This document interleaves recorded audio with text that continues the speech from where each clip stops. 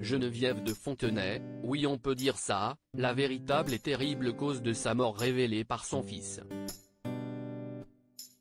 Ce mercredi 17 janvier, Xavier de Fontenay est longuement revenu sur le décès de sa mère, Geneviève de Fontenay, survenu en août 2023. Il en a profité pour révéler la véritable et terrible cause de la mort de la dame au chapeau. Elle nous avait dit, est-ce que c'était prémonitoire ou pas? Je mourrai avant la fin de l'année. Geneviève de Fontenay ne s'y était pas trompée. À peine un mois avant son 91e anniversaire, le 1er août 2023, la dame au chapeau tirait sa révérence.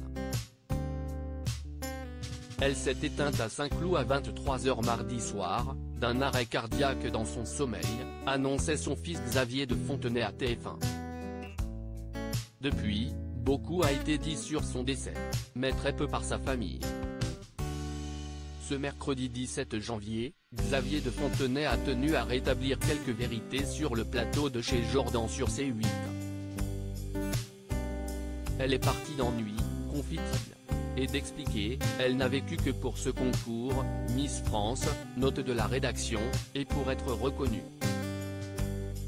Ma mère souhaitait absolument devenir célèbre et être vue, photographiée, filmée, admirée.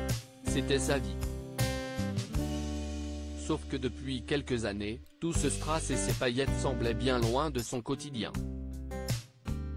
Avec l'âge, ça diminuait, elle avait quitté toute activité et puis, le Covid est arrivé avec le confinement.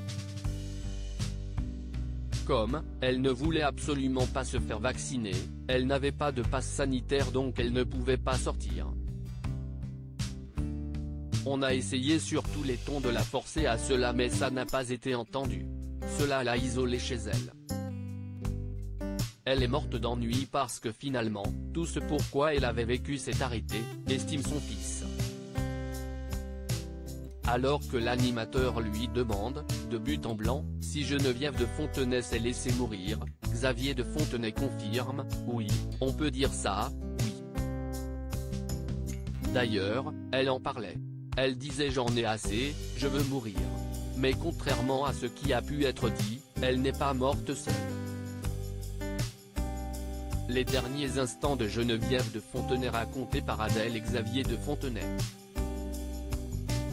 Sa famille l'a beaucoup entourée, en particulier les 2 mois précédant sa mort. Une batterie d'examens faits en juin avait révélé que son cœur était fatigué. Alors, ses proches ont tenu à lui rendre la vie plus facile. Ainsi, une infirmière venait le matin et l'après-midi lui prodiguer des soins. Sauf que fin juillet, un matin, elle a trouvé Geneviève de Fontenay affalée dans son salon, par terre, ne pouvant pas se relever. Les pompiers se sont donc empressés de l'emmener à l'hôpital où elle est décédée 3 jours plus tard. Si Geneviève de Fontenay avait repris conscience, elle restait toutefois très diminuée. Son frère et moi l'avons vue le jour de sa disparition. Nous avons passé une partie de la journée avec elle, dans sa chambre, raconte Xavier de Fontenay. Et de préciser, toute conversation était devenue difficile parce qu'elle ne se rendait pas bien compte de ce qu'il se passait. Elle voulait rentrer chez elle alors qu'il n'en était pas question. C'était compliqué. Une envie farouche qu'elle ne manquait pas de faire part à ses proches. Les derniers mots que j'ai entendus d'elle, c'est j'appelle un taxi, rapporte ainsi son fils. Mais la dernière personne à l'avoir vue en vie est l'une de ses petites filles, Adèle. Elle a pris le relais entre 19 h et 21 h. Et on nous a appelés à 23 h pour nous dire que c'était fini, détaille Xavier de Fontenay. Et la principale intéressée de confirmer, ça a été un vrai choc parce que quand je suis rentré chez moi, 2 heures après, les médecins ont appelé. C'est moi qui ai décroché. C'était le ciel qui me tombait sur la tête.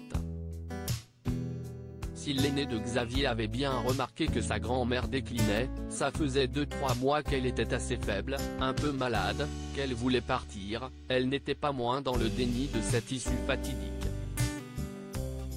On commençait à s'en douter et à le voir venir mais on n'est jamais prêt à perdre notre grand-mère, conclut non sans peine sa sœur Agathe.